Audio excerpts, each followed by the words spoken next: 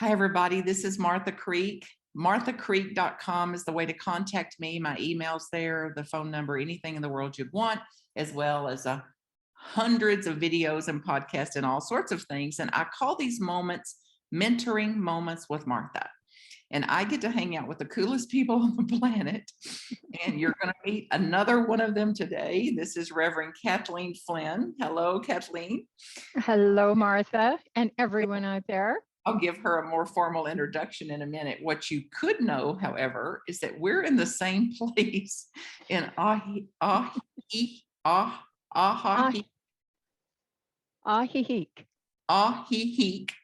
Mexico, where Yes. I'm here in service for this community, and she's part of this community and will be in service to this community even more so next month. So blessings to you, and here we go, and we'll see where this goes. But the intent today is to, everything that I offer and all the guests that I invite on here is to be part of your healing journey, whatever healing means to you, to be an uplift to you in your spirit, to be a sort of spiritual nourishment and spiritual food. And that's why this is offered. And any way it serves you today, I bow to you in that. And you're feel free to pass this on to anybody that you'd want to, if you're listening to this in the podcast audio, or if you're watching this on the video. So Kathleen is an advanced grief recovery specialist. So let that sink in. Certified by Grief Recovery Institute, and has served what I understand to be 20 some years in this capacity, and specifically in a spiritual care team of a hospital up in Oregon where she's lived, and including Alaska, Arizona, and around. So she may say more about that here. So this means that she has direct experience and decades of it serving in the field of death, dying, and bereavement. And including hospice and bereavement counseling and facilitators of grief recovery in individuals and in groups. So there's so much about grief that's still mysterious to us. Kathleen, the conflicting emotions of grief and things like that. So I'll just launch into this after I, again, thank you for being here. Let me add to this conversation too, that she's also got and she's ordained in Unity, or Unity minister, and has served 3 various Unity communities also. And she's got a master's degree in religious studies and applied theology. So she has been a lifelong student, which I relate to, and she's still at it. I can tell you that, because the older she gets, the newer she gets. Ah, very nice. Thank you. I like that. What my friend Barbara Marks Hubbard used to say when people would tease her about how her growing up would be, she would say, yes, and I'm getting newer and newer. So there's a lot of myth about grief, Kathleen, myths about it, what people think it is, what it isn't. There's a lot of messaging. I was just in an interview this morning with somebody exploring the myths of grief. So just start there, like what would you say are some of the common misconceptions or myths around grief itself? Well, I think from the very top for me is the one that grief will go away in time, that grief will go away at all. No, I don't believe grief goes away. I believe we learn to adjust to it. We learn to manage it. We learn what, if a person were to be a part of a grief support group or network, however, they would learn about ways in which the whole spectrum of emotions called grief is valid and honest and perfectly okay. And we're not going crazy. Feels like that sometimes, but we aren't. And so the myth about grief and dealing with it, I believe we learn about grief. And if I get to moving off and didn't answer your question, please bring me right back. As children and young adults, we learn how to grieve from the people around us. So in my generation of being a child, much of that was stoicism. Grief is something you don't talk about. Grief is something that you do by yourself. I remember specifically in my own circumstance that my uncle died, and I was only about maybe 10 or 11. And we were living in one state. This happened in another. My mother traveled there.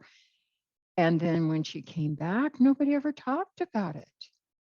Nobody ever talked about him. And when the family did get together, from both states merged together, if it did get talked about, there was always somebody to blame because you see, my uncle committed suicide. And so somebody had to be blamed for that. So those are the kinds of lessons. That's just one example of the kinds of lessons we learn by observing adults. The first time I ever saw my father cry is when my stepbrother died. I was 5 years old. I've never forgotten that. And again, he was not talked about. Nobody talked about it. Everything I wanted to know about Michael, I learned on my own. And so I am a big fan of discussing grief, normalizing grief. Like, grief isn't an exception. They make children's books that say what the cycles of nature are, and they use animals as an example. Well, that's us too. We are all going to die. And so I think the real authentic way to be is to be with our personal grief, to be with others who are grieving, and to be there authentically and become more comfortable with supporting people in a way that is helpful. I was just glancing down at the myths about dealing with your grief. Don't feel bad as someone passes a griever a tissue or says, don't cry. Replace that loss. How many times do we say to a child? Now, I think we're getting much, much better at this. I think parents generally are better informed and really wanting to be teachers of their children, especially in this area. But I do know there are times when we'll say, oh, old Sam just got old. That's the dog. And we'll find a new puppy in a few weeks. So it says we can replace someone that we have, who we have loved and who has died. And the one about giving her space. Oh my goodness. My grandma might be feeling bad about the death of her husband or a dear friend. And it was, leave her alone, let her be. And not so sure that a few inquiries about how could we help, or I'm here for you if you'd like to talk, would be another really profound option. That time heals all wounds. Well, in the medical profession, that works when we have a wound, and time will heal it, or another intervention will come along. But this is not a physical wound to the body, it's an emotional and spiritual wound. Time probably not going to heal it. Being present to it will help. This is one I hear so many times from my people in my support groups. And it is, be strong for others. I have to be strong for others. I have to be strong for the children. I have to be strong for my parents. I have to be strong for, and that is a total distraction from recovery from grief. There actually is a Bill of Rights for grievers. I was going to pull that up, but I didn't. So one of those is in the Bill of Rights is speak what's going on with you. Wow. Let people know. Well, I hope that you'll copy it on a whole full box or ream of paper and just throw it around the earth, because I don't know anybody that wouldn't be benefited by that. And that's my primary message. Mhm. The interesting part about it, however, though, is no one ever said that to me. No No. one ever said, "No, you be strong or you be the strong one." And no one ever said to me directly, nor did I hear it directly, pull yourself up by the bootstraps or anything like that. Right. However, that's my dominant inner message. At times like that, when something has fallen apart, Mhm. loss, grief, tragedies, Mhm. chaos, Mhm. confusion, whatever it is, be the sane one, be the strong one, carry Mhm. on here, and that it's my job, that it's my responsibility to do that. And I went for years thinking I had processed grief, not Oh, sure. not even denying it, not even knowing that I was in denial of denial about it, and was in a mystery school process several years ago. And we were about to do a wailing wall initiation Mhm. to open up this container of grief and move this energy through and around and unloosen it in some of us. And Mhm. I said Mhm. they were curious about who could be a staff person for it, that really felt like they would be stable enough and present enough to do it. And I said, "Oh God, I can, because I don't have, like, there's nothing like tormenting me grief wise." And they started playing. This African was there, who was our Oh teacher dear. for this particular energy field that we were in. And she started this drumming. And when that Mhm. drumming started, I ran to the wall, got down on my hands and knees, and Mm. bawled and bawled and bawled, like gut crying out my toenails.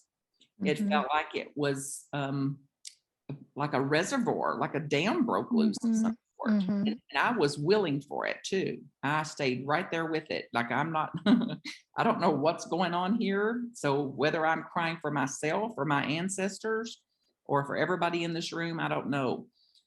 But these messages sound so simple, Mhm. so like nonchalant or something, but the power of these messages to keep this emotional heart of ours dammed up, denied, suppressed, repressed, Mm. disowned, whatever, it has such a power in it. And I heard Mhm. someone say yesterday, like, this ends up in our skeletal system. My Mhm. coach used to say, that's in your bones and blood.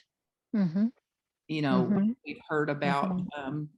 that it's part of the causes of illness and sickness and things like this, is Yes. not Yes. not being present and Mhm. processing through this. So Mhm. I love hearing that there's a Bill of Rights and some encouragement for people to take down their false ideas and notions about this, and for me to do the same thing and to continue doing that.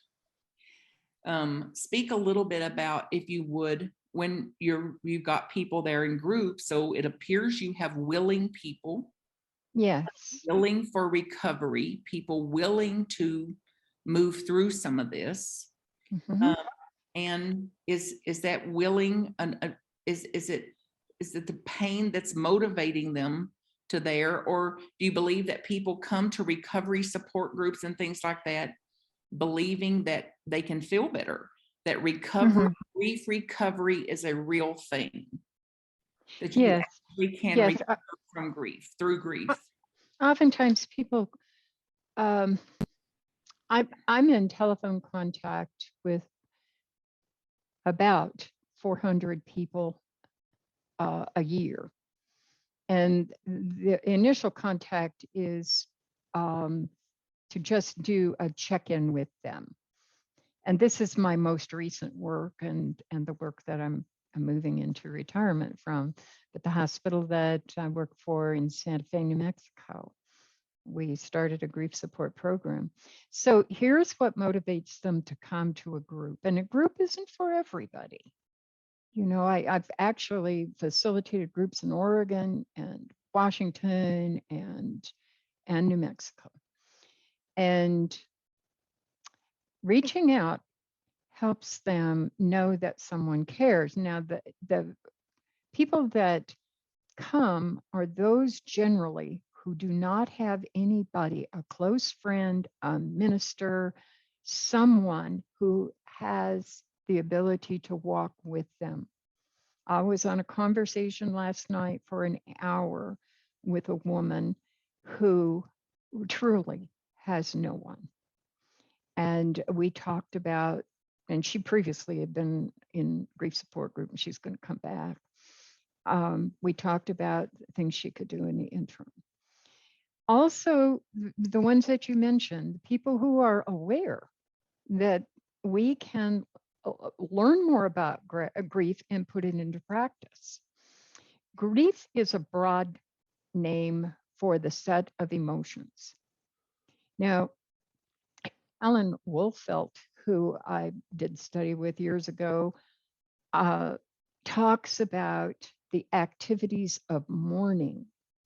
And he developed a great book and a workbook to go with it called Understanding Your Grief. And in that, he talks about the activities of mourning. So in our sessions, that's one thing we cover. We cover the rights of a griever. We talk about getting oriented, easing into your grief, and dispelling the misconceptions. We talk about the mourning tasks. We create something called a grief map, which I found, particularly this last series of sessions, I can hold this up and just show it. I don't know if you won't see the words, but you'll see the map. And what this is just free consciousness writing. Instead of a circle, it's a heart. And people are asked to draw a line from the heart shape out to a little box and just label what's going on, what's happening with you in this moment. This is a 10-minute at the most exercise. Bring it back next week. We'll talk about it. So what's an example that would be in my smaller heart if I did that? Anger. Anger. Okay. Sadness. Sadness, depression. Okay. A lot of people talk about numbness. A lot of people just talk about the sense of being lost. And some people will, there are issues around the physical body too, because it's grieving right along with the spiritual and the emotional. And that is, I'm not sleeping well. I lost my best friend, whether that be a spouse, mother, whatever, partner. And so that it's just a free association. And then coming back, and as they talk about it, just gives them something to do talking points from. And so that's helpful. And we also do a letter. That's towards the end. And there are specific instructions about how the letter is written. And then over the years of doing this, I thought, at the end of the 7-week series for the group, they probably would like to know their progress. And I can see their progress within 2 weeks. Just how they show up on camera. And we have to do these visually. Being on a phone just doesn't work well.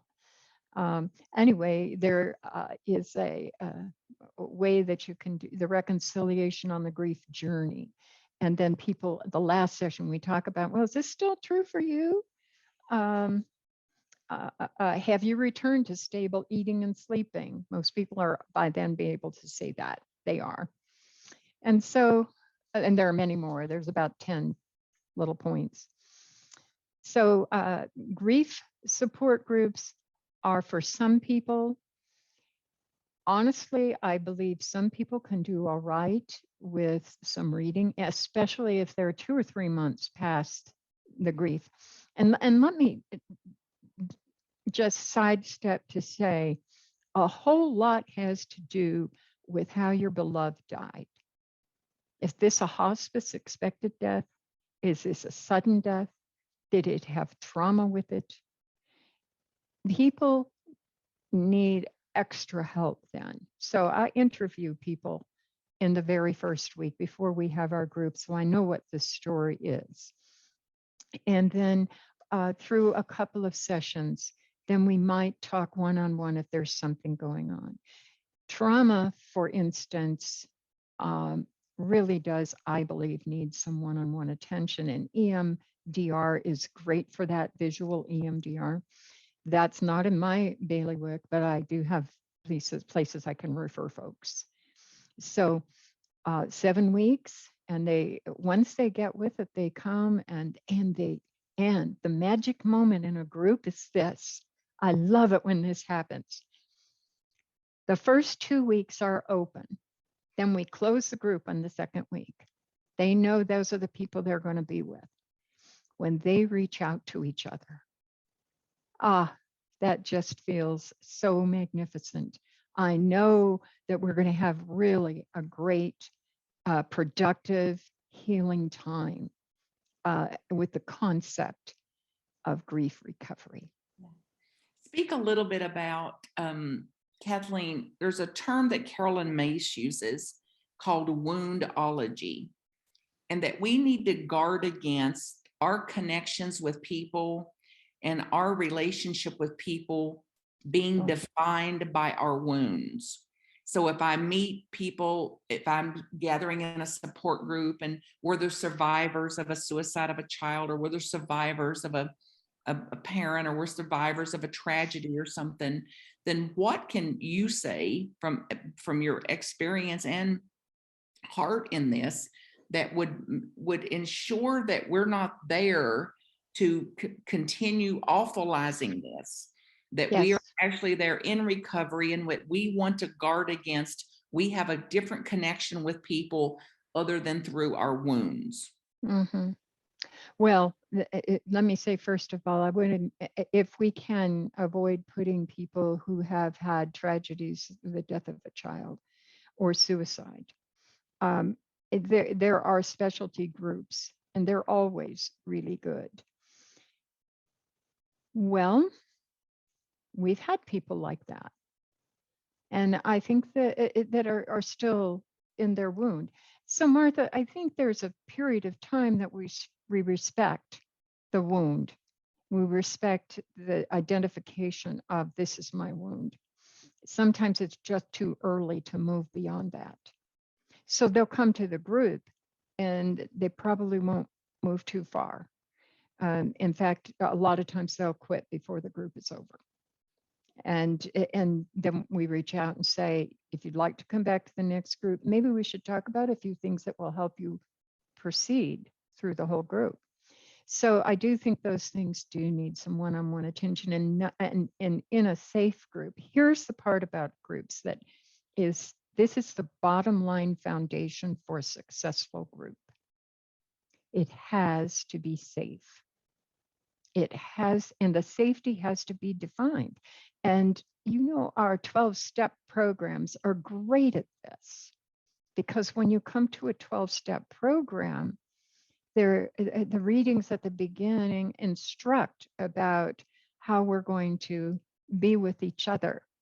And so